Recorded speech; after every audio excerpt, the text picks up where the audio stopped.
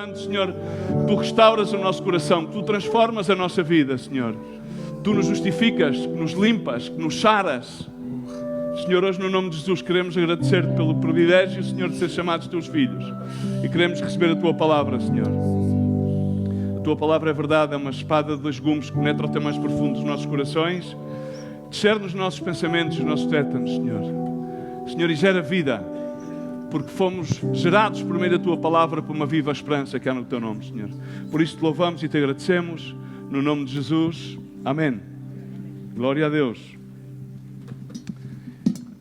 Em Mateus 23, Jesus, o título na versão Almeida, revista e corrigida e fiel, é Jesus censura os escribas e os fariseus.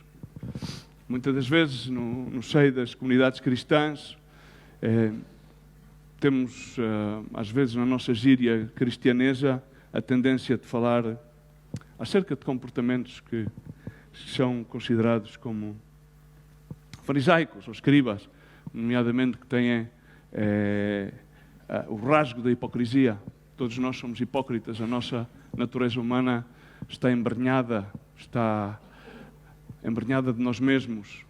Por isso Ele vem nos resgatar da nossa vã forma de viver. Às vezes há pessoas que têm uma vida de acordo aos estándares deste cotidiano, que é considerada normal, mas, no entanto, é vã, porque tem a ausência da verdadeira vida. E uma das coisas que Jesus ensinava, e ensinava sobre todas as coisas aos seus discípulos, àqueles que caminhavam com eles, e aqui está a dar uma alegoria sobre aquilo que eles não deviam de fazer. Ele falava que na cátedra de Moisés sentavam-se fariseus e escribas, e no entanto ele dizia: vocês veem-nos, mas olha, fazei e guardai, pois tudo quanto eles vos disserem. Mas no entanto, não imiteis as suas obras, porque dizem e não fazem. Amém? Quantos de nós nos podemos rever nesta do dizemos e não fazemos? Muitas das vezes estamos muito além daquilo que a palavra em nós deveria operar, e não opera, não é por causa da falta de poder de Deus ou por causa da falta de poder da palavra de Deus, é porque nós colocamos barreiras de incredulidade, de dúvidas e emocionais e muitas mais. Diz: há tão fardos pesados e difíceis de carregar e os põem sobre ombros dos homens, entretanto eles mesmos nem com um dedo os querem mover. Reparem que aqui há uma coisa muito importante. Não é disso que eles não os movem, é que eles não os querem mover. Muitas vezes as pessoas mandam fazer outros uma coisa ao qual eles não estão dispostos a fazer. Quando nós temos a graça de Deus e muitas vezes temos que liderar uma comunidade, um grupo, uma greia, a greia de Deus, temos de estar dispostos a fazer tudo aquilo que estamos a instar que por meio da palavra seja feito.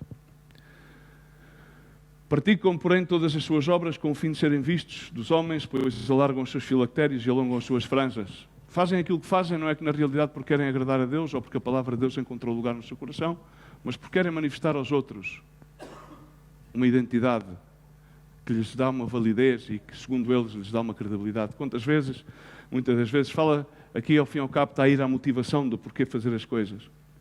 E claro, gostam dos primeiros lugares nas bancas, nos banquetes e nas primeiras cadeiras nas sinagogas. Graças a Deus nós já não temos isso às vezes. Mas não é bom. É bom que muitas das vezes aqueles que são precursores da fé, como muitos que aqui estão, exatamente tomem esses lugares, mas com a motivação certa, porque querem manifestar a graça de Deus e encorajar os demais a que possam louvar e buscar a Deus. Eles assim não faziam. Gostam das saudações nas praças e os serem chamados mestres pelos homens. Gostam de ser chamados pelo título e não por aquilo que são. Vós, porém, não sereis chamados mestres. Vocês não vão ser chamados por aquilo, pela função que vos é outorgada. Apesar que alguns de vós vou continuar com com a terceira parte de Encontra o Teu Ministério, nos sejam dadas graças, mas essa graça é de Deus. Por isso que, mestres, ele diz, e vós todos sois irmãos. A ninguém sobre a terra chameis vosso Pai, porque um só é vosso Pai e aquele que estás nos céus. Sim, temos pais genéticos, filiais, pais e mães, mas temos uma paternidade que é sobre todas as paternidades, que é de Deus Pai, pelo qual só poderemos ir por meio de Jesus Cristo. Nem podereis ser chamados guias, porque um só é o vosso guia, é Cristo. A nossa guia é Cristo. Ele é a nossa lâmpada, a sua palavra é a soma. Nós não podemos pretender ser guias, nem pais de ninguém. Às vezes creio que é um erro dizer que temos pais espirituais, porque só temos um pai espiritual. Quando somos renascidos de carne e espírito, esse pai espiritual chama-se Deus Pai, Filho e Espírito Santo. Ele é só um, com toda a graça, com todo o poder e com toda a sabedoria. Todos nós, a palavra nos diz que nós somos colaboradores, pelo qual devemos estar agradecidos por também a graça de colaborar com Ele e que Ele engendre vida em outras pessoas por meio de nós, da mesma maneira Ele engendrou a sua vida em nós por meio de outras pessoas, que são simplesmente condutas da sua graça, ministros da graça de Deus. Mas o maior dentre vós, esse será o vosso servo. Quem a si mesmo exaltar será humilhado, e quem a si mesmo humilhar será exaltado. Amém? Simplesmente queria ler estes versículos, não os tinha preparados, e enquanto buscava e estava ali a louvar a Deus, vinha-me estes versos para ilustrar, e o título que vou começar por dar-vos um título, é De Pernas para o Ar. Eu não sou bom a fazer o pino, não sou um bom ginasta, não tenho uma boa preparação física. Se calhar alguns de vocês conseguem fazer o pino e conseguem andar de pernas para o ar. Pois na realidade é assim que todos deveríamos andar. Pernas para o ar. Porquê? Porque iríamos andar de acordo aos padrões de Deus, de acordo aos padrões da pedra angular no qual é estabelecida. Quando nós queremos estabelecer outro tipo de estrutura religiosa, humana, humanística, que enfim, não está de pernas para o ar, que é uma pirâmide cuja ponta da pirâmide aponta aos céus, enquanto a nossa pirâmide deve apontar à pedra angular, à rocha firme, aos fundamentos da sua palavra. Amém? E por isso devíamos andar exatamente de pernas para o ar, ou seja, a contracorrente. Devíamos ter os valores, devíamos ter esses valores que realmente não são os valores que são aplicados nas estruturas humanas. E devíamos permitir que a palavra de Deus engendrasse essa vida em nós e que nos libertasse de tudo aquilo que se nos vai agarrando e que muitas das vezes pode vir por ensinamentos equivocados, por práticas equivocadas, já mesmo dentro das comunidades cristãs, já mesmo dentro das instituições, que têm que ser instituições por estarem formadas por lei cristã, já seja aquilo que aprendemos ao longo dos tempos, que vem pela carga genética da educação que recebemos neste mundo, quando os meus pais nos colocaram em colégios cujo fundamento não tinha nenhum fundamento de base cristã, senão era provavelmente ateístico, laico e grande parte das vezes com ausência de vida espiritual e, sim, grande parte das vezes alicerçada no valor humano. Nem todo o valor humano é, enfim, porque Cristo deu valor à humanidade e Ele próprio se fez homem para que pudéssemos comparar-nos e Ele comparar-se connosco, para que nós pudéssemos entender que não tivemos um Senhor, um sacerdote, do qual Ele não tivesse padecido e sofrido as mesmas coisas que muitos de nós vamos padecer. De certeza, muitas das coisas que não vamos sofrer como Ele sofreu, diz a palavra do Senhor. Por isso devíamos realmente começar a ter os nossos princípios de pernas para o ar. Vejo que grande parte das pessoas no ministério prezam muito a sua própria dignidade e muito pouco o valor e a dignidade do ministério de Cristo, que é aquilo que deve estar colocado em princípio. Regem-se muito de acordo aos preceitos organizativos e pouco de acordo aos preceitos, valores espirituais que marcam e definem a nossa genética e que alicerçam a nossa entrada no descanso de Deus. Por isso muitas vezes há dissensões, por isso muitas vezes há feridos, por isso muitas das vezes há pessoas estendidas à beira do caminho, estendidas nas encruzilhadas, como dizia Isaías. O povo encontrava-se estendido nas encruzilhadas, porque muitas das vezes a conotação carnal é muito superior à conotação espiritual. Paulo, tendo sido judeu de judeus, cidadão romano, de acordo à lei ele era perfeito, bem instruído, perseguidor dos cristãos. Quando teve aquele encontro derradeiro, caminho a Damasco, ele simplesmente se rendeu e disse: faz aquilo que tu queres, Senhor. Diz-me o que é. E a partir daí Paulo começou a caminhar uma vida nova. Uma vida no qual ele não punha nada, pois aquilo que já aprendi, ou seja, serve-me para o que me serve. Nada sou, todos nós conhecemos estes ensinamentos. Mas é engraçado e queria ir a Efésios para uma vez mais voltarmos, porque estamos a falar acerca de ministério, de ministérios. E recorda-te sempre deste título, de pernas para o ar. Paulo, no capítulo 4, quando fala acerca destas graças e destes ministérios, ele diz: uma coisa peço-vos ou rogo-vos, que é um rogo, é algo com muito maior intensidade. Pedir algo é às vezes superficial. Mas quando nós fazemos um rogo, é como um clamor, é como uma expressão interna do nosso coração, onde já há dor, onde já se imprime uma necessidade absoluta, premente, não é algo opcional. Ou seja, rogo-vos com clamor, com dor, que por favor, eu que estou preso do Senhor, que andeis como é digno da vossa vocação com a qual fostes chamados. Que andeis de forma digna, que noutras escrituras diz que vos vistais ou que vos revistais de Cristo Jesus, como eleitos, diz a palavra do Senhor. E a seguir começa a dar aqui, indo mais para além, começa a falar de palavras que eu gostava que nós, ao longo desta exposição, pudéssemos atesourar e levá-las atesouradas. Diz, qual é que é a forma digna de caminhar? Com humildade, diz ele, com toda a humildade, com toda a mansidão. E depois vamos questionando, olhemos para nós, não olhes para as pessoas que estão ao teu lado. Olhemos para nós mesmos. Caminhamos com humildade? Temos humildade quando nos adressamos uns aos outros? Caminhamos de forma mansa? Sabemos apresentar a nossa causa diante de Deus, como dizia o salmista, eu apresento a minha causa diante de Deus, e apresentava com uma forma mansa. Sabemos apresentar-nos uns aos outros as causas que nós queremos, de alguma maneira, argumentar, mas fazemos-lo de forma mansa ou fazemos-lo de forma peito enchido, cabeça para cima? Qual é que é a forma como nós nos adressamos e vivemos no nosso dia-a-dia? Com mansidão. É com mansidão? Perguntemos-nos. Com longanimidade. Longanimidade é a capacidade de suportar. É a capacidade de, apesar das contrariedades, permanecer. E pôr os olhos em Cristo Jesus. E em seguida desglossa a longanimidade. Suportamos-nos uns aos outros em amor?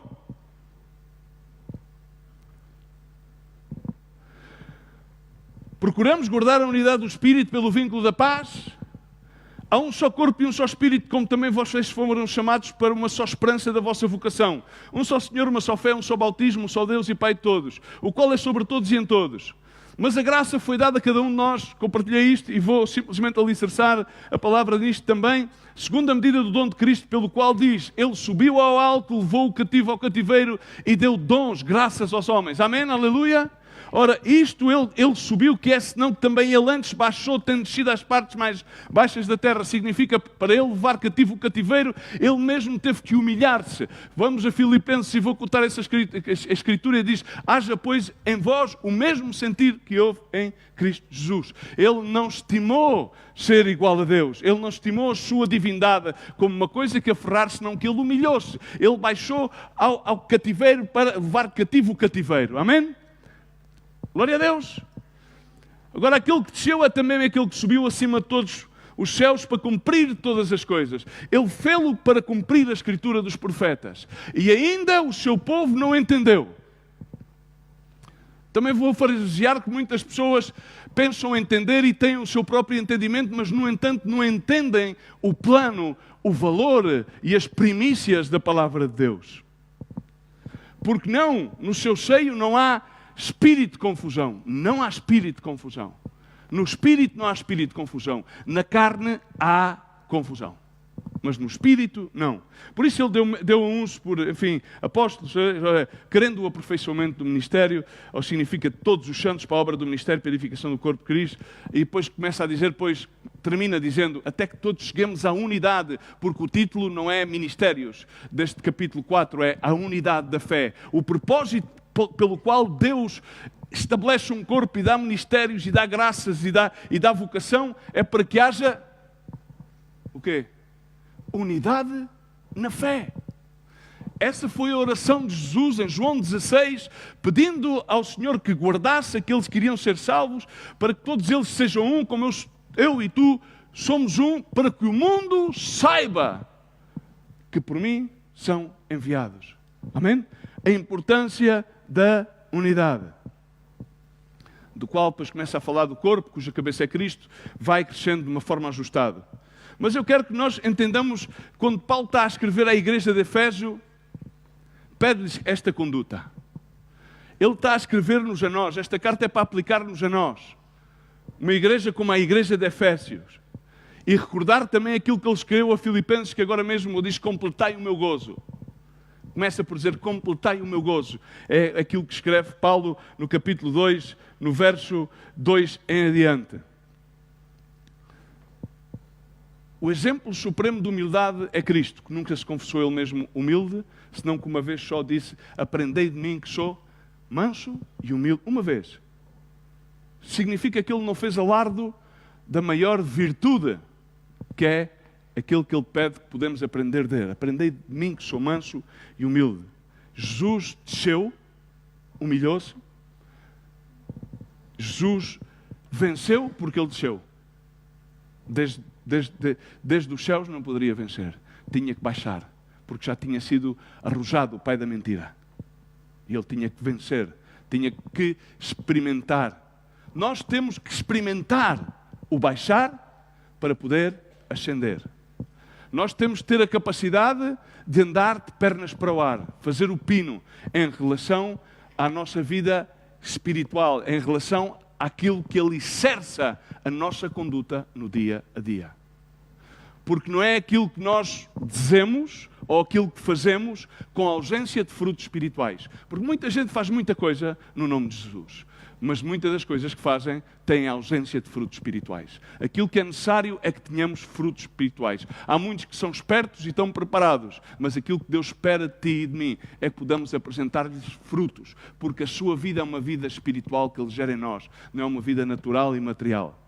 Por isso Ele deu-nos dons e deu-nos, por meio desses dons, da sua graça do Espírito Santo, por isso temos que procurar sempre não ter mais um serviço ou mais uma função, mas procurar estar perto de Jesus e procurar, de uma forma ansiosa, ver que Deus manifesta a sua graça através do poder do seu Espírito. E então Ele começa a sacar as coisas fora do nosso programa. Podemos ver, agora anda por as redes sociais aquilo que está a passar em Asbury, em Kentucky, naquela universidade wesleyana, fundada desde 1800 e pico, mas o primeiro avivamento foi em 1905. E que é engraçado que em 1905 houve aquele avivamento, e em 1905 também, na Califórnia, na Rua Azusa, em Los Angeles, por William Seymour, Deus também manifestou aí uma chama de avivamento. E então as coisas foram simples, não havia muitas luzes, como não havia uma banda muito treinada, nem havia oradores. Simplesmente haviam pessoas que começavam, de uma forma genuína, a abrir o seu coração. E um devocional ou uma palestra, foram tantas, 1905, 1920, 1922, 1950, tudo isto em Asbury, 1970, 2006 e agora 2022. Como os avivamentos nas Ilhas Híbridas. Houve a ausência de um programa do homem. A pirâmide foi colocada de pernas para o ar e assentou em cima de outra pirâmide, que é uma pedra angular, que é Jesus. E ele daí começou a emanar a sua essência e o seu poder e a operar conversões. O ministério e as graças que Deus nos dá, como vimos, é para equipar todos os santos para a obra do ministério. Assim temos que entender que nessa função, temos que aprender a darmos ferramentas mutuamente. Amém? Eu dou-te uma ferramenta e tu cedes-me uma ferramenta a mim. Eu não tenho todas as ferramentas, nem tu tens todas as ferramentas. O único que tem todas as ferramentas já a distribuiu. É o Senhor por meio do seu Espírito Santo. Não temos que procurar realizar-nos. Temos que procurar dar a oportunidade a que Deus realize a obra. Na nossa vida e na vida de outros.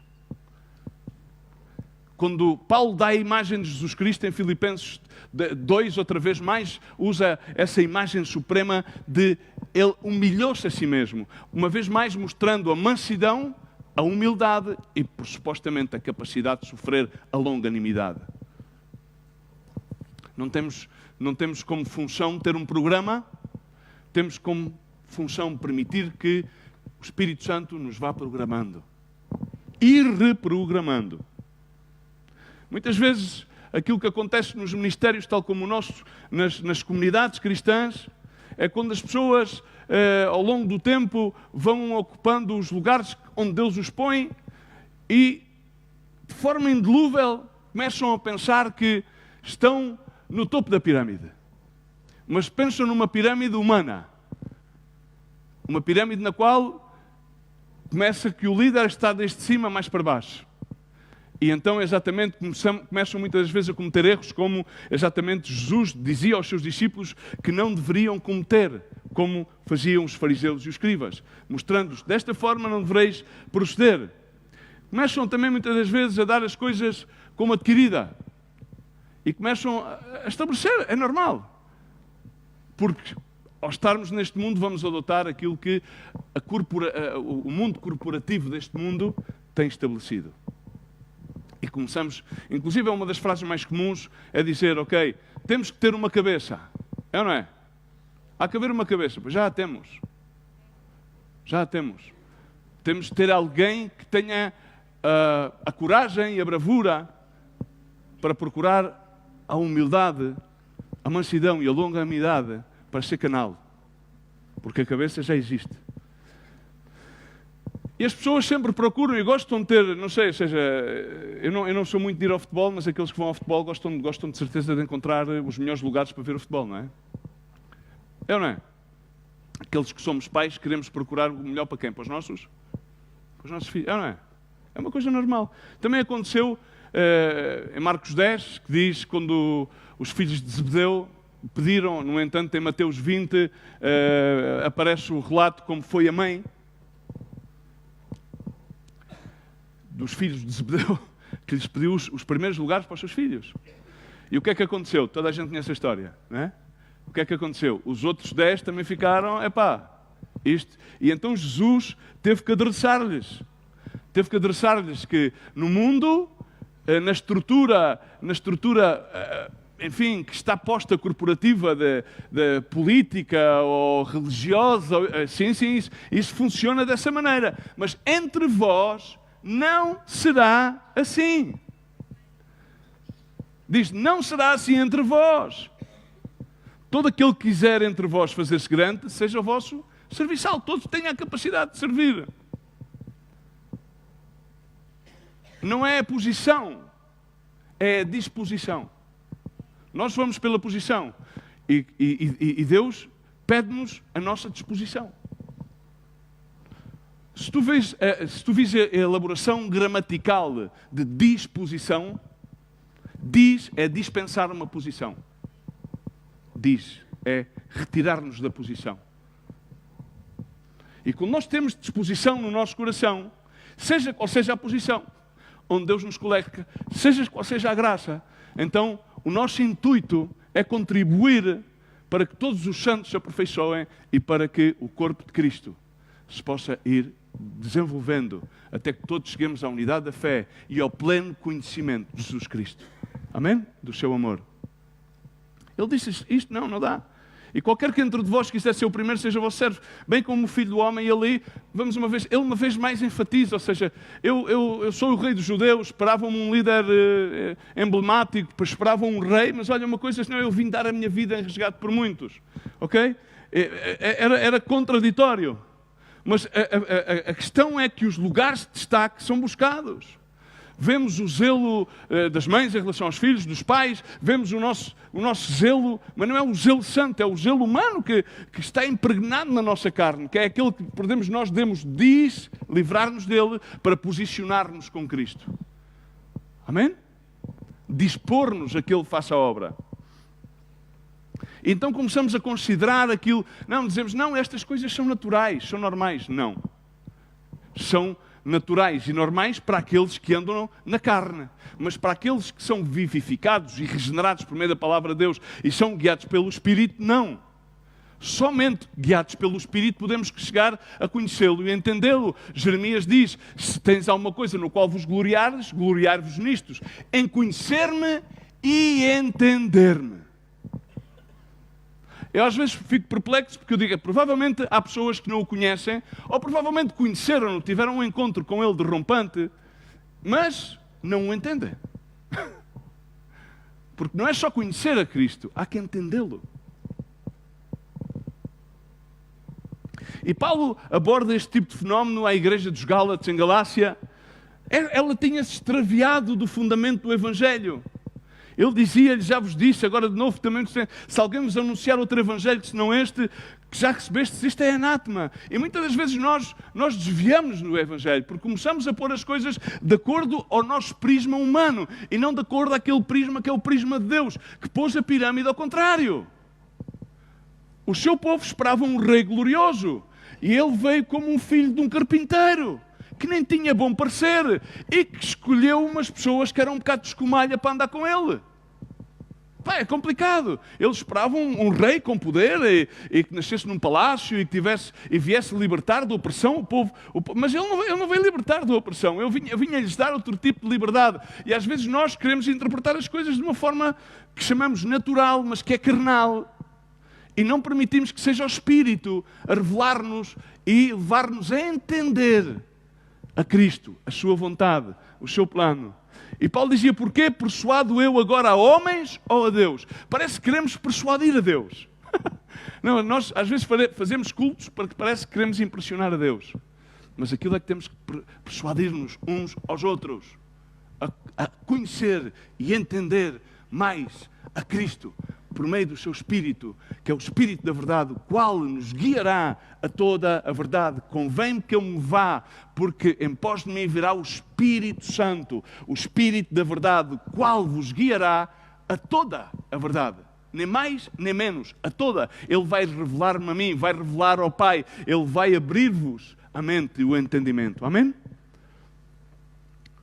Não podemos procurar, Paulo dizia, procura agradar a homens. Se estivesse ainda agradando aos homens, não serviria a Cristo. Mas faço saber, irmãos, que o Evangelho que por mim foi anunciado não é segundo os homens. Porque não o recebi, nem aprendi-o de homem algum, mas pela revelação de Jesus Cristo. Amém? É bom nós ouvirmos o Evangelho por meio de homens. Aqui está um homem a falar convosco acerca do Evangelho. Mas que seja o Espírito de Deus que te revele o Evangelho, que te revele Cristo. E quando nós procuramos e conseguimos ver mais para além da imagem humana, vamos estar perceptíveis, dispostos a ouvir aquilo que o Senhor diz. Não é só dizer, ouçamos o que o Espírito tem para dizer à igreja. A igreja tem a percepção de que Ele está aqui para restaurar, é um Deus de milagres, o seu Espírito Santo vem livrar-nos, vem conduzir-nos, vem admoestar-nos, vem redarguir-nos, vem levantar-nos e encorajar-nos para estar mais perto dele. E porquê é que Paulo vê e faz isto? Paulo diz aos Gálatas, porque eu vi que vocês não andavam bem e direitamente conforme a verdade do Evangelho, disse a Pedro na presença de todos. Porquê? E começa a dar, porque aquilo começava, havia os judaizantes, Pedro era um bocado judaizante, ou seja, enfim, haviam os modos, os modelos.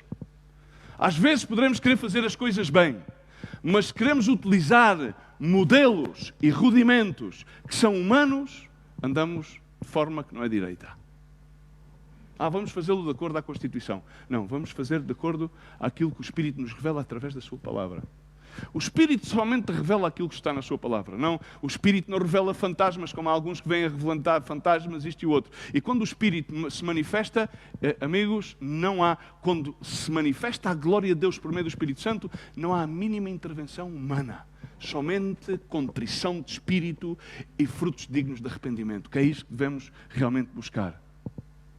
Muitas das vezes queremos fazer as coisas, mas não as queremos fazer de acordo à palavra de Deus. Queremos fazer as coisas de acordo à nossa própria bondade, de acordo à nossa própria verdade, tal como diz o livro dos Provérbios. Cada homem proclama a sua própria bondade. Na versão Reina Valera, da Antiga e na de 60 diz, cada homem proclama a sua própria verdade, mas homem de verdade que um encontrará. O homem de verdade é aquele que se ajusta ao padrão da pirâmide de pernas para o ar. E muitas vezes as pessoas têm raciocínios equivocados. Têm boas intenções, mas têm raciocínios equivocados. Têm o entendimento equivocado. Sendo que o raciocínio primário, muitas vezes, das pessoas é normal. Ou seja, é normal da nossa carne. O que é que a nossa carne quer? Eu não sei. Queremos procurar o primeiro lugar. Não? Quem é que gosta de ficar em segundo? Porque é que as equipas competem para a liga? Paulo utiliza essa alegoria daquele que corre a carreira, ou seja, corre de tal forma a que obtenhas o prémio, ou seja, não há vitória para os segundos lugares. Mas ele está a falar em relação ao espírito. Muitas das vezes há um espírito de competição, não tem que haver. Quando a palavra de Deus diz, ou seja, o principal é a unidade da fé. O principal é que nos edifiquemos uns aos outros. Não é que compitamos uns com os outros. Amém? Não precisamos de competir, porque eu sou falto em áreas que preciso de ti e tu és faltas em áreas que precisas do outro e vice-versa. E vamos sempre encontrar lacunas na nossa vida que não temos porque ter medo de as expor. Onde há um espírito de amor, que é o Espírito de Deus, e um espírito de solidariedade que é manifestado pela solidariedade divina, não há porquê. Mas nós transgiversamos isto e adotamos isto de acordo à pirâmide corporativa. Não funciona. A pirâmide de pernas para o ar funciona sempre. Porque ela alicerça, aponta na pedra angular e eis aqui que é a multidão que vai para os céus. Porque recebe a direção desde o alto, ele veio do alto e baixou ao cativeiro para levar cativo o cativeiro outra vez para cima. As chaves da vida e da morte. Amém? Glória a Deus. Então, estes raciocínios que nós temos que aprender a ler a Bíblia. Ler a Bíblia não é ler o Canto dos Lusíadas. Não é ler essa de Queiroz, nem muito menos ler o Record ou o Correio da Manhã. Não, há que aprender a ler a Bíblia, há que procurar o contexto no qual as coisas foram ditas, há que procurar porquê Paulo fala desta maneira, ou porquê Jesus falou desta maneira, porquê adereça. E então vamos aí procurar, esquadrinhar e, evidentemente, procurar que seja o Espírito Santo a guiar-nos.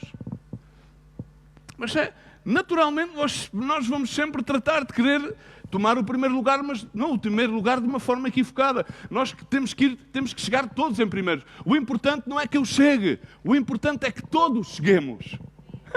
Não é que eu chegue, às vezes a gente, não, o que é importante é que eu chegue e guarde. Não. O importante é que cheguemos todos, o máximo possível, até que todos alcancemos, diz a palavra de Deus. Todos alcancemos. Não é um. Sim, a relação e a salvação vem de uma forma pessoal, com o propósito de fazer que multidões possam alcançar essa mesma salvação. E muitas vezes na liderança pensamos de uma maneira equivocada. Adotamos formatos equivocados. Temos um bom intuito. Mas é que o intuito tem que se materializar de uma forma espiritual, porque isso é aquilo que torna que o Reino de Deus seja perene. Eu às vezes ponho-me a pensar, no outro dia dizia, porque é que às vezes a vida dos cristãos tem que ser como uma espécie de purgatório na terra? Não, seja feito assim, na terra como no céu. Diz que os valentes ou os violentos arrebatam. Ou seja, nós temos que começar a viver o céu aqui. Nós temos que ter a experiência do céu aqui. Nós temos que contaminar o céu. Não temos um desejo longínquo. Deus está lá longe. O céu está lá longe. Não, Deus está aqui. E com Ele vem o seu reino. Para que Ele seja estabelecido e o reino das trevas se dissipe, se afaste. Porque basta que haja luz no meio das trevas. Que as trevas dissipam-se. Não é preciso falar muito, nem fazer muito. É só acender a luz. Aquele louvor que diz, acende uma luz e deixa brilhar. A luz de Jesus brilha em todo lugar.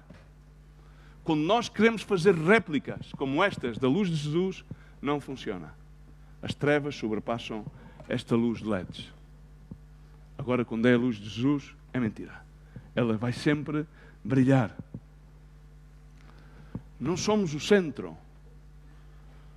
Não somos a epítome. Não somos os melhores. Não somos os maiores.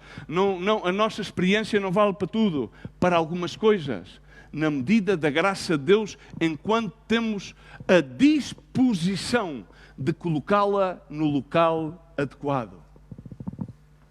Que é na base da pirâmide. E Paulo falava isto para quê? Porque a base da sua ferramenta que ele queria utilizar não era uma persuasão, não vamos todos ser porreiros. Não. Aqui não estamos à procura de malta porreira, aqui estamos à procura de malta salva, cheia do Senhor, com lacunas, com fragilidades, mas com a valentia de querer abraçar o reino dos céus e trazê-lo aqui, entendendo que essa é a função principal do ministério, com a função de colmatar-nos uns aos outros e edificar-nos uns aos outros. E sabendo uma coisa, isso requer muita responsabilidade.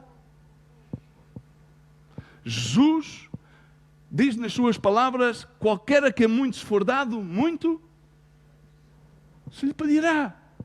E aquele que muito se confiou, muito mais se lhe pedirá. Então, quando Deus nos dá as graças e quando Deus dá o privilégio de sermos ferramentas das suas mãos, à medida que nós vamos minguando, Ele vai crescendo, significa que está a dar-nos muito. Ele está a dar-nos a si mesmo. Está a dar-nos a dispensação do poder do seu Espírito, da sua glória. Então devemos ser consequentes com isto. E então quando caminhamos no Espírito, então o que é que vai acontecer? Então conseguimos ver a glória de Deus. Mas depois quando aqui misturamos a nossa humanidade, o nosso egoísmo, as nossas preferências, as nossas interpretações das coisas, as coisas começam a ficar complexas. E então, não temos mais opções. Quando nós estamos num lugar que Deus nos coloca de liderança, temos muito menos opções. Temos muito mais oposição.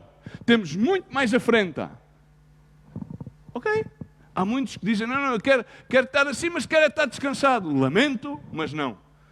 Paulo dizia a Timóteo, bom, Timóteo, não te involucres nos negócios desta vida, mas tu sofre penalidades como bom soldado de Jesus Cristo. Aleluia. Sabendo que Ele é fiel, Ele está contigo, Ele vai livrar-te. O pano de fundo do adereço de Paulo a Gálatas é exatamente que aqueles nunca tinham percebido ainda. Eles nunca tinham percebido, e Pedro tampouco, porque Pedro deixou-se levar pelos seus próprios costumes e queria impor as costumes judaicas aos outros. Não tinham percebido que o reino de Deus não era desta terra e que as costumes não tinham nada a ver com aquilo. Não tinham percebido. E não tinham percebido que ao ser-lhe confiado tal ministério, tal graça, pois isso requeria que procurássemos no poder do Espírito ser consequentes, ou mais consequentes, sabendo que vamos estar sempre a anos de luz, mas Deus sabe isso, por isso Ele escolheu o povo de Israel, porque era um povo, quê? Forte? Diz a palavra de Deus que era um povo insignificante. Deus não procura em ti significado, Ele procura em ti significância, para que possa usar aquele que seja de grande significado e bênção em ti, por meio de ti, na vida de outros. Mas as pessoas, inclusive do púlpito, não, tu tens grande significado. Deus procura pessoas que estejam dispostas a ser insignificantes para que Ele seja primordialmente o único significado, a única razão, como diz o louvor da minha adoração. E Paulo dizia aos Gálatas, pois andai no Espírito, mortificai as obras da carne, vivificando o Espírito nas vossas vidas. E é esse o nosso caminho. O nosso caminho não é uma vez que lemos Gálatas, ou uma vez que fazemos um devocional, ou uma vez que se dá esta doutrina, porque eu estou a dar-vos doutrina, é esta doutrina que é uma doutrina essencial, que está incorporada na genética de Cristo. Cristo não aborreceu a lei, Ele veio confirmar a lei, Ele não contristou, simplesmente veio dar-lhe uma maior amplitude através da graça. E isso mesmo também se está, por exemplo, descrito a Tiago. Diz, por exemplo, há pessoas às vezes nas corporações, e é bom que nós desejemos a palavra de Deus, aquilo que a Canela Episcopado, boa coisa, deseja. E depois começa a falar de muitas outras coisas. Mas atendamos umas coisas. Às vezes as pessoas perdem-se por meio das Escrituras e metem-se por embolados que nem é tempo para eles, nem o Espírito Santo lhes revelou. Então, uma das coisas em Tiago capítulo 3 diz: irmãos, muitos de vós não querais ser mestres. Não faz. Ele disse aos seus discípulos, não, mestres não vos chamem mestres, porque mestre só há um. Amém? Em Mateus 23, não. Porque uma das coisas que os fariseus gostavam era ser chamados mestres. E às vezes muitas pessoas querem ser mestre, gostam de ser chamado pastor, irmão, como se fossem eles a fonte da sabedoria. A fonte de toda a sabedoria vem de Deus. Sim, às vezes há pessoas que, pelo exercício, por isso não devemos enfraquecer, senão no exercício da fé, vamos, evidentemente, desenvolvendo, pela graça de Deus, a sua sabedoria das nossas vidas. Mas muitos de vós não querais ser mestres, sabendo que receberemos muito mais juízo. Agora, não queremos ser mestres, queremos crescer no conhecimento e entendimento de Cristo e da sua vontade, e que isto seja, agora é que parece que está a funcionar, para que possamos beneficiar a muitos com a riqueza da sua Escritura. E nós também podemos ser beneficiados por muitos através da riqueza da sua Escritura. Grande parte, em muitos avivamentos, sabes como é que muitos avivamentos começaram, como o avivamento das Ilhas Híbridas e outros avivamentos que têm acontecido à volta do mundo? Era quando alguém não estava escalonado para pregar e depois, de repente, subia ao púlpito e começavam outras pessoas a dar testemunho. E o Espírito Santo... Sabes, uma das coisas que existe mais na igreja hoje em dia, as pessoas têm vergonha de dar testemunho. Porquê? Porque quando dão testemunho, têm que expor partes nefastas da sua própria vida. Mas essa doença, essa situação, esse engano, esse pecado, redunda para a glória de Deus. Quando tu és livre de estar perdoado e entendes o perdão e a restauração de Deus, podes assim testificar a Cristo na tua vida. E não tens porquê. Nenhuma acusação há para aquele que está em Cristo Jesus. Porquê é que eu vou ter medo a pecar? Que se eu de antemão já sei que vou pecar, é inevitável. Mas grande e misericordioso é Ele para amoestar-me e corrigir-me por meio do seu Espírito e levantar-me do meu engano e do meu pecado e lavar-me, porque Ele lavou-me todas as minhas iniquidades e todos os meus pecados levou na cruz. E aquele castigo que às vezes parece que estamos à espera do castigo, não, Ele já levou na cruz do Calvário. Por isso estamos muito equivocados, muitas das vezes. Pedro falava aos presbíteros da igreja, admoestando-los, e ele dizia: pois eu, como vocês, que também já testifiquei, e ele tinha testificado as aflições de Cristo, e fui participante na sua glória, naquela que ainda se há de relevar. Uma das coisas que ele diz: pois olha, quando temos essa graça, recebemos graças de Deus, irmãos, pastores, copastores, diáconos, irmãs que estão a servir, temos uma função básica: apacentar a grei de Deus. As pessoas são de Cristo. Quem se congrega no lugar e vem se congregar no nome de Jesus foram ganhas por Cristo. Nós somos simplesmente condutas que Ele nos põe para apacentá-los. Pedro, amas-me mais que estes? Sim, Senhor. Apacenta as minhas ovelhas. Pedro, tu amas-me mais que estes? Sim, Senhor. Apacenta as minhas ovelhas. 3 vezes lhe diz. À última, Pedro entendeu e respondeu-lhe corretamente: Senhor, se tu sabes tudo. Ele sabe. À terceira teve que entender. E essas 3 perguntas fala-as exatamente com o intuito de redimi-lo das 3 vezes que o tinha negado. As 3 perguntas da redenção e da restituição. E Pedro, já perdoado, é redimido, mas sobre todas as coisas, restitui ao Senhor. Muitas das vezes a gente queremos arrepender-nos, ser perdoados, mas não queremos restituir. Há sempre que restituir.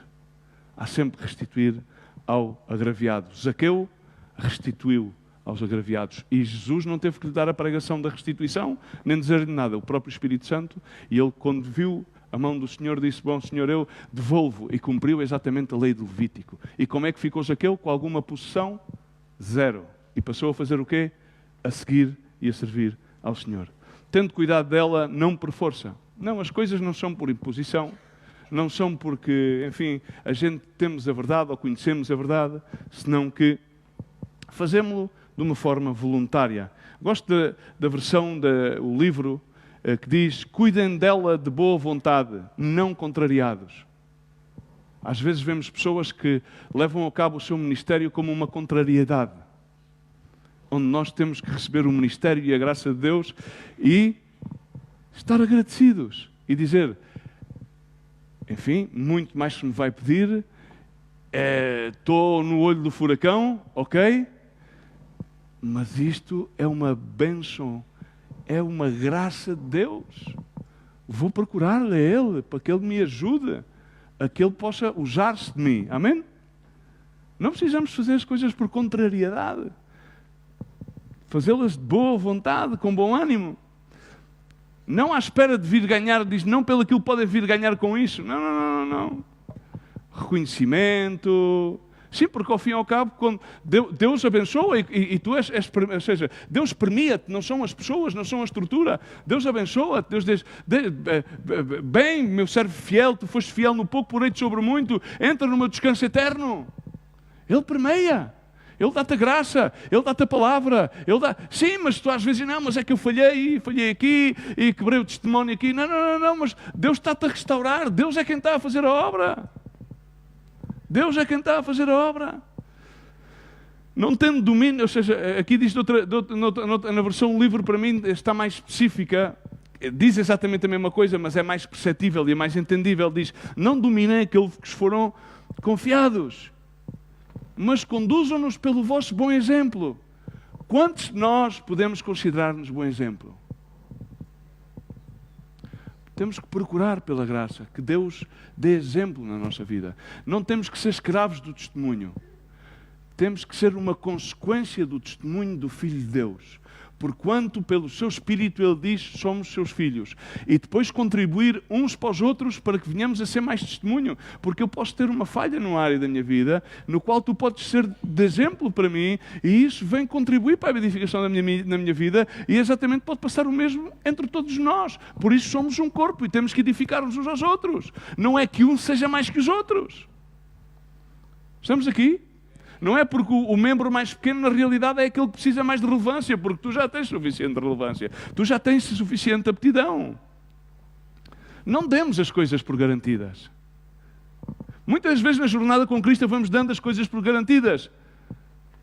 E começamos a pensar muito mais naquilo que Deus nos deu e naquilo que nós fazemos para Deus. Às vezes chegamos a pensar que lhe ajudamos a Deus a fazer alguma coisa. É verdade, chegamos a isso. Chegamos, viste, senhor, eu sou bonzinho, senhor. O jovem rico, o que é que lhe aconteceu? Ele fazia tudo o que estava na lei. Só não se conseguiu foi desapegar de tudo aquilo que era... Ele considerava que aquilo era a sua propriedade, não é? Mas aquelas propriedades apropriaram-se dele.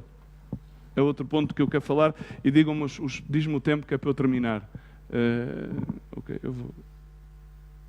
Sim, consigo.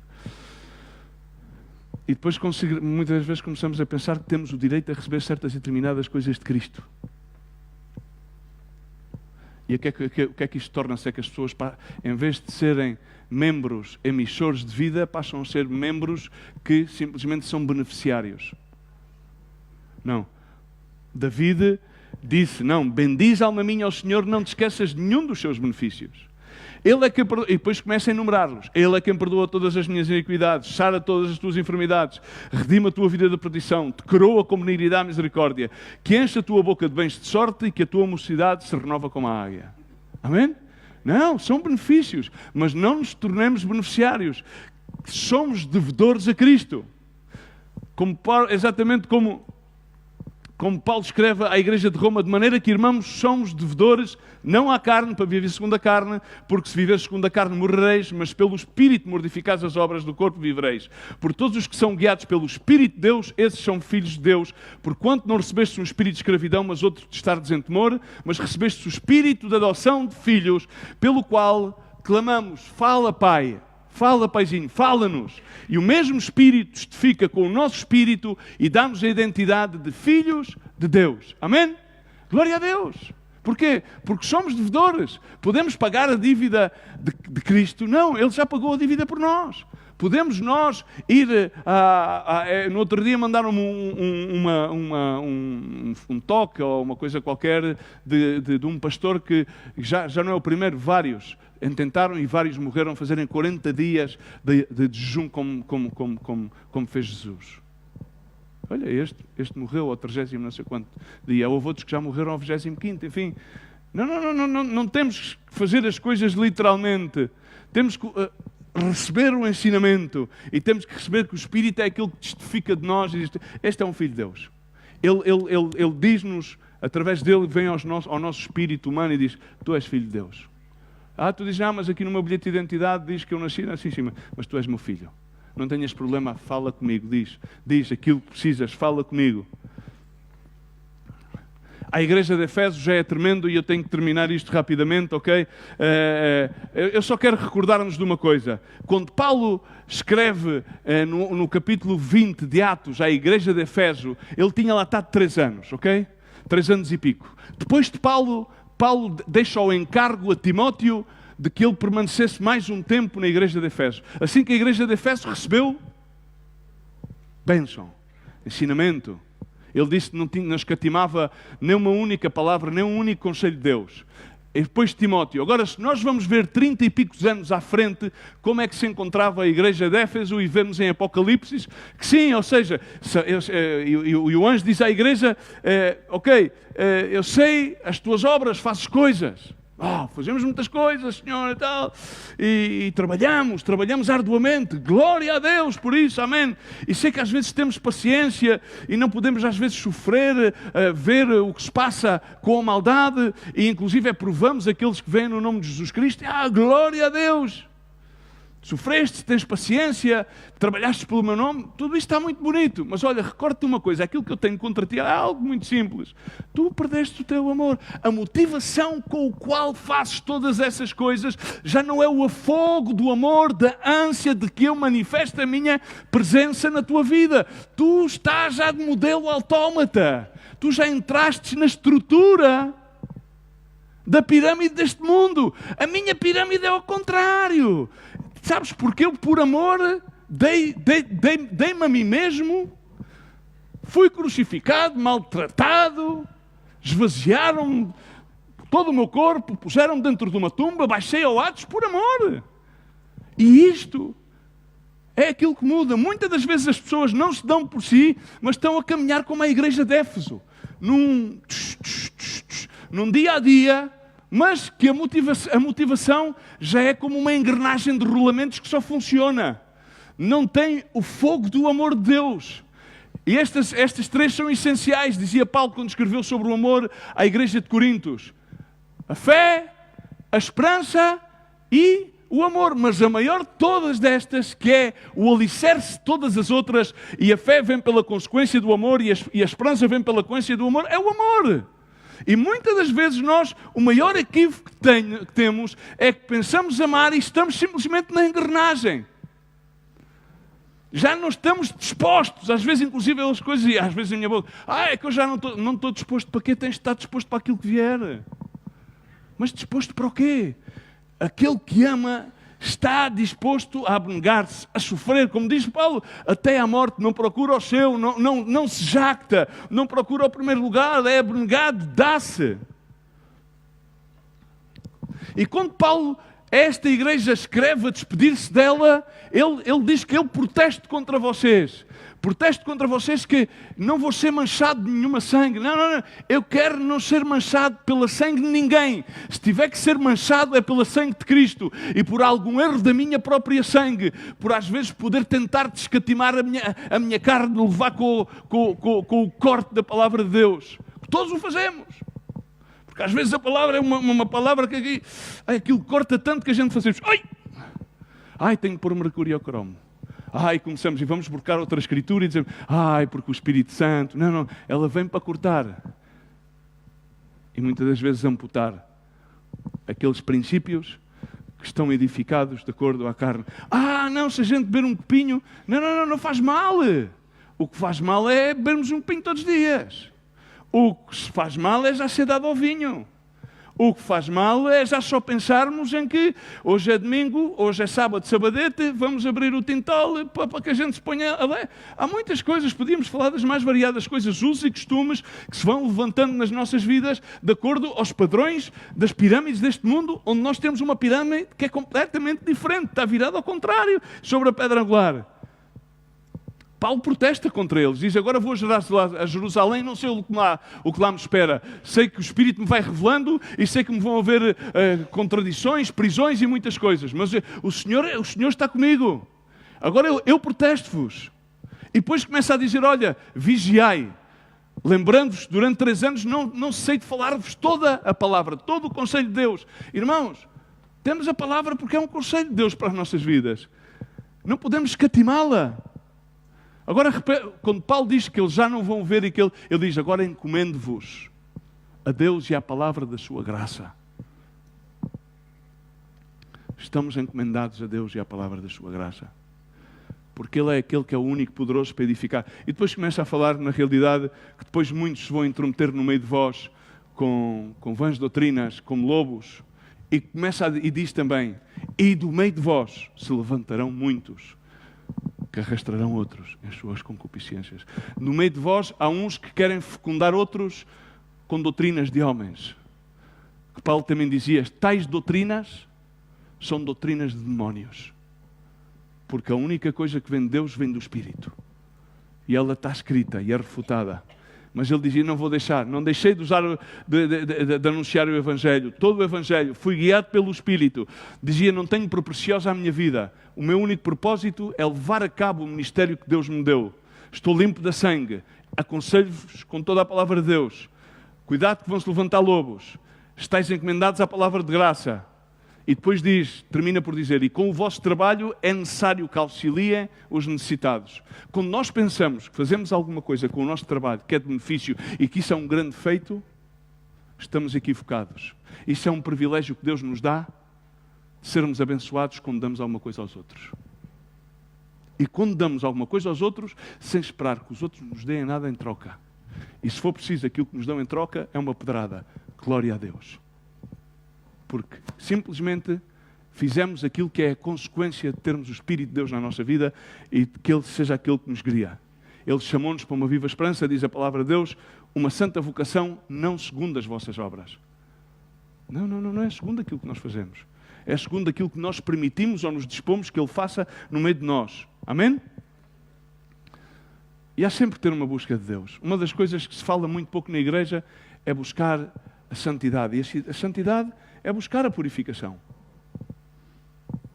Agora há uma coisa, aqueles que estão purificados pela palavra, como Paulo também escreveu a Tito, dizia, aqueles que são puros, tudo é puro. Mas nada é puro aos que estão contaminados. Quando tu vês uma pessoa que está sempre a ver as coisas de uma maneira equivocada, é porque não há pureza na sua vida. Não há pureza. Agora, aquele que é puro está purificado. Porquê? Nada é puro àqueles que estão contaminados e são infiéis, e antes o seu entendimento e a sua consciência estão contaminados. Às vezes a palavra de Deus vem a nós, às vezes temos conversações entre nós outros, às vezes nós, no meio do nosso ministério, temos que adressar certas e determinadas circunstâncias. E conforme a reação, vemos o grau de contaminação. Ou melhor, vemos o grau de alicerce na pirâmide, se está de pernas para o ar, ou se está exatamente como a pirâmide deste mundo. Agora, Deus dá-nos a possibilidade de nos purificarmos. Inclusive, a Igreja de Coríntios, Paulo recorda-lhe, uma vez que nós temos tais promessas, purifiquemos-nos de toda a imundícia de cá. Às vezes a gente pensa, não, e também de espírito. Aperfeiçoando a nossa santificação no temor de Deus. Cuidado, porque muitas das vezes o nosso espírito contamina-se. Em vez de se deixar governar pelos princípios, pela verdade da palavra de Deus, deixa-se governar pelas sensibilidades, pelas nossas emoções, e não permitimos que seja o Espírito a guiar-nos. O salmista David diz como é que o jovem purificará o seu caminho. Como é que nos vamos purificar? E ele aqui dá a chave. Observemos conforme a tua palavra. Busquemos todo o coração ao Senhor. O salmista dizia, escondi a tua palavra no meu coração, para quê? Para que não pecasse contra ti. Quando nós não pecamos contra Deus, não pecamos contra o próximo. Estamos cá? À medida que nós nos purificamos, guardamos a sua palavra, então aí não vou pecar contra ti. Nem tu vais pecar contra mim. Amém? Porquê? Porque não pecas contra Deus. Mas quando tu pecas contra os outros, é porque também já estás a pecar contra Deus. E depois o David fala sobre aqui, sobre o princípio, todas as coisas, e vocês dirão, o amor ao dinheiro, não. Não é a raiz de todos os males, sim, é o amor ao dinheiro, não. Sobre, ao fim e ao cabo, aquelas determinantes e as motivações. Então David dizia, eu alegro-me e folgo mais dos teus testemunhos do que com as riquezas. O que é que é mais importante? O testemunho da tua palavra e do teu espírito, ou que eu receba isto e receba aquilo e receba outro? Não. É o testemunho da tua palavra. É aquilo. As motivações. O que é que me guia? Eu ser bem-sucedido de acordo com este mundo, ou receber testemunho do teu espírito que diz, este é o meu filho amado. Como disse o Senhor, este é o meu filho amado no qual tenho complacência. A este, ouvido. Este é de fiar. Este sou eu. Basicamente era o que ele estava a dizer. E diz, nos teus preceitos, na tua palavra meditarei e eu vou olhar para os teus caminhos. Como é que eu vou caminhar? Com os teus caminhos. E como é que nós nos vamos alegrar? Como é que nós nos vamos divertir? Vocês não se gostam de divertir? Eu gosto. Como é que nos podemos divertir? Recriando-me nos seus estatutos. Não me vou esquecer da tua palavra. Significa sem estar em liberdade e em liberdade sem me divertir, mas o principal é os teus estatutos, é a tua palavra. Entendamos uma coisa. Uma das promessas que Deus deu a Arão como linhagem, como sacerdotal, foi esta. Na sua terra, na terra onde eu te vou enviar, possessão nenhuma terás. Este é um grande problema. E no meio deles nenhuma parte terás. Eu sou a tua parte e a tua herança no meio dos filhos de Israel. Amém? Um dos grandes problemas é o espírito de possessão. Não estou a falar de espiritual. Não, ok. Vamos dizer o espírito de propriedade. Nós queremos... Uma das coisas que está instaurada de acordo às pirâmides deste mundo é a propriedade. As pessoas querem... Por exemplo, da maneira que eu fui educado, os meus pais queriam ter propriedade e queriam que eu tivesse propriedade. Esta foi... eu passei dificuldades, para quê? Para que os meus filhos não venham a ter dificuldades. Vou-lhe deixar uma casinha, vou-lhe pagar isto, ou seja, o sentido de propriedade. Isto não se afastou da igreja, premiou dentro da igreja. E muitas vezes premia dentro do ministério. Premia porque quando nós queremos governar e começar a ter um sentido de propriedade sobre as pessoas, sobre as coisas, propriedade emocional e muitas outras coisas. É o sentimento de propriedade. Agora, o que o Senhor diz é que a nossa herança... E a nossa promessa não são propriedades no meio deles, senão que é Ele. Amém? Já o salmista dizia, o Senhor é a porção da minha herança e do meu cálice tu sustentas a minha sorte. Não é? As propriedades, ao fim e ao cabo, só existe uma coisa. Podemos usá-las para o reino de Deus, amém? Fazendo bom uso delas, ok? Ou, muitas das vezes, aquilo que muito atesoura, a pouco vem. Amém? Porque uma coisa é certa, no dia em que transponermos o parâmetro deste mundo para a eternidade, não vamos levar nada. Vamos exatamente vamos um dia receber um corpo glorificado, igual a dele, amém? Diz a palavra do Senhor. Mas não vamos levar nada. Vamos aí já com o corpo enrugado, com muitas peles e com muitas mazelas no corpo, sim. E sem vida, porque é um colapso, mas a nossa alma vai estar sentada com o Senhor. Amém? Assim, aquilo que nós temos de fazer na realidade é dirigir-nos desta maneira. Estes são os princípios, muitos mais que poderia aqui falar. Assim, não podemos procurar propriedade ou apropriar-nos ou levar as coisas... Não. O zelo que nos mexe tem que ser o zelo santo pelos princípios espirituais da casa de Deus. Ou seja, eu não me posso apropriar de nada. Eu tenho que dirigir desanexado. Como Paulo dizia, eu sei estar na abundância e eu sei estar na escassez.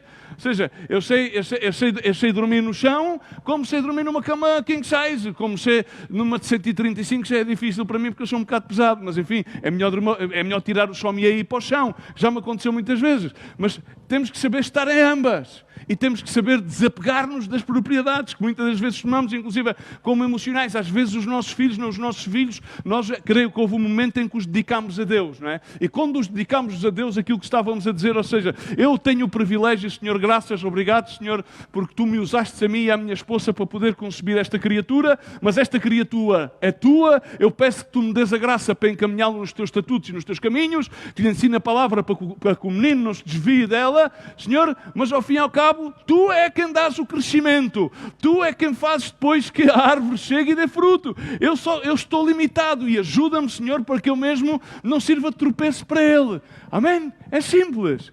Não podemos ter, inclusive, essa propriedade emocional. E temos que estabelecer bem as prioridades. E são 3, e termino, e podem os irmãos subir, que isto já vai a correr e não quero tomar mais do vosso tempo. Ou seja, falei exatamente do caso de Simão Pedro. Aquilo que Deus quer saber é se nós o amamos. Amém? Aquilo que Ele quer saber é se nós o amamos. Aquilo que Deus quer saber e realmente está preocupado na tua vida, na minha vida, se aquilo que nos motiva em tudo aquilo que fazemos no nosso dia-a-dia, no ministério, é reconhecer a Sua graça, é procurar sermos humildes, manso e longânimos para que o Seu amor se manifeste, para que podemos responder exatamente como Pedro. Senhor, se Tu sabes tudo, Senhor, o que é que eu te posso responder? Eu sim amo-te, mas Senhor, eu amo-te, Senhor. Mas Tu sabes que eu te amo, Senhor. Tu sabes que o combustível da minha vida és Tu. Essa madeira aí no Calvário é aquilo que diante do meu coração aí arde. Senhor, é o Teu Espírito que quando eu me encontro em cinzas vem, sopra, varre essas cinzas e faz com que a Tua luz e o fogo do Teu Espírito venham uma vez mais a avivar-se na minha vida. Sim, Senhor, preciso de amar-te. Senhor, quero que Tu continuamente, essa é a primeira prioridade que temos no nosso caminhar, na nossa vida. A segunda prioridade é procurarmos estar em ordem, irmão. Procura estar em ordem. Procuremos estar em ordem. Por querer ter cuidado dos demais e nós não ordenar-nos. Se alguém não tem cuidado dos seus e principalmente dos suas famílias, dizia Paulo na sua carta a Timóteo, no que diz respeito aqui, estava a falar exatamente das obrigações ou deveres, é o título de deveres daqueles que levam a cabo o ministério, o episcopado. Pois há pessoas que às vezes dizem, não, mas é que o meu filho tomou esta decisão, tomou outra. Tu já fizeste a tua parte. Há uma parte que toca-lhe a Deus e Deus deu-nos o livre-arbítrio. Confia que a semente que tu depositastes, Deus vai fazer a obra. Não te sintas menos. Não é uma derrota, porque não sabes se esta derrota não vai ser uma grande vitória. Amém? Confiamos nele. Amém? Mas procuremos estar sempre em ordem. Procuremos ordenar-nos a nós mesmos, para que podamos ser um canal de bênção para as demais pessoas. Procuremos ordenar os nossos pensamentos. Que os nossos pensamentos procurem ser o mais parecidos e iguais àqueles que teve Cristo Jesus. Muitas vezes na área da família há muita debilidade no meio dos sacerdotes. Houve com Eli. Eli teve uma debilidade, permitiu. Sim, podemos permitir, podemos cair nesse erro. É exatamente o sentimento de propriedade. Depois Eli recebeu a Samuel no seu leito. E ele servia-o. 3 vezes Samuel ouviu uma voz que o chamava. E ia perguntar a Eli, porque pensava que era Eli que estava a dormir, que o estava a chamar. Eli já estava velho, disse que não havia visão no povo, não podia ver. Mas à 3ª vez, parece que se fez luz. Eli recordou-se da intimidade que tinha com Deus. E recordou-se que Deus chamava-o assim. Burros velhos não aprendem línguas, mas burros velhos recordam-se sempre da voz que ouviram. Recordam-se sempre. E naquele momento o que é que acontece? É que ele diz, não, olha, vai Samuel. E quando ouvis outra vez a voz que te chama, diz, eis aqui o teu servo escuta. Mas o que é que aconteceu foi que Samuel também teve a mesma debilidade que teve Eli. Ele constituiu os seus filhos como juízes sobre Israel. E naquele momento a dar o favorecimento aos seus filhos. O que é que aconteceu foi que o povo disse, não, olha, nós já estamos cansados destas histórias dos juízes, queremos ser como os outros povos, dar-nos um rei. Eles não sabiam. E depois, exatamente como compartilhei no outro dia, foi o título da pregação ao princípio, em relação aos ministérios. Samuel, já querendo deixar o ministério, já querendo pôr o ministério profético de parte, mas o Senhor não o permitiu, disse ao povo, somente ireis seguir o caminho das outras nações, mas somente não deixais de servir ao Senhor. Não deixemos. Muitas das vezes podemos cometer erros. Muitas das vezes o nosso sentimento de propriedade em relação a pessoas, ou filhos, ou experiências passadas podem querer ensenhorear-se. Mas entendemos que sempre virá a voz do Senhor e o Senhor continuará a usar-nos e continuará também a banhar-nos da sua misericórdia. Então ele disse-lhe, bom, agora Samuel, escuta, não terminou ainda o teu ministério. Agora tu vais a ungir. E ele ungiu a Saúl. Saúl tinha um bom parceiro, era um homem que destacava. E depois também o usou posteriormente, apesar de que ele também tinha carga com Saúl, essa carga sentimental também o usou para ungir a David. Há aqui um ponto que eu quero enfatizar. Uma das piores coisas que nós podemos querer apropriar-nos por temor e por medo é as nossas debilidades. No meio da igreja queremos estar sempre e pensamos que há sempre uma imagem perfeita. Perfeito só há um, que é Cristo Jesus. Juiz justo só há um. Mestre, não chameis a ninguém mais mestre, senão eu sou o único mestre. Não trateis a mais ninguém por pai, porque só há um pai que está nos céus. Entendamos que todos temos debilidades. E Paulo teve debilidades.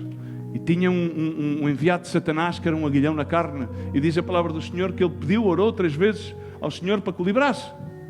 E o Senhor disse, não, Paulo, ele vai ficar aí, faz parte do meu processo na tua vida. A minha graça é suficiente. Então Paulo aprendeu que expondo a sua debilidade, nessa debilidade Deus iria fortalecê-lo e manifestar a sua glória. Não tenhamos medo, exponhamos as nossas debilidades diante de Deus. Procuremos alguém fidedigno. Irmão, e dentro do ministério há uma coisa muito triste. Nós não somos padres, mas há necessidade de confessemos os pecados uns aos outros.